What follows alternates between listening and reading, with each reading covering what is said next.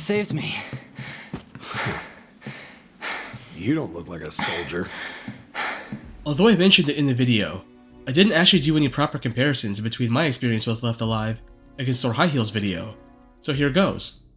For the most part, we seem to have had the same idea when approaching Left Alive, that being that the game was not going to satisfy the expectations of most players. And we both seemed to be intrigued by what the game was going to be, in contrast to those expectations. Here's the thing, there's a very long lineage of jank-ass shooters that are actually really cool and fun, but misunderstood and or underappreciated at their time because of mismatching expectations. It is a fucking thing.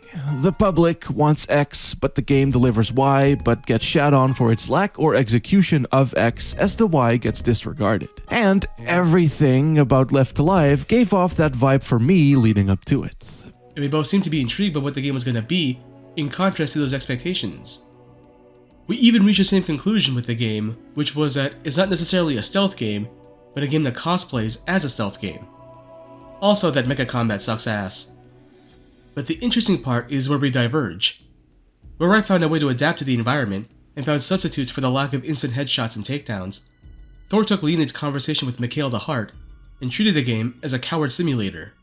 He rolled past as many troops as he could avoid, and used civvies as meat shields that drew enemy aggro. What makes this video funny for me is that we called out a couple of things that were going to happen after the game's release. 1. He knew there'd be reviews out there defending the game as being treated horribly by the public. And 2. He knew that the game would be available for like $5 4 years after its release.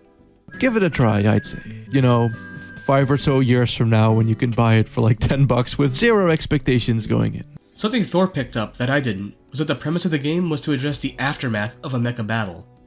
That should have been super obvious to me with all the scattered wanzers that clutter the landscape, but the initial premise of the game was to take those itty-bitty micro-machines that you normally play war games with and blow them up to how we would perceive them from our perspective. It's a good review, and I'll post a link in the description if you haven't already seen it.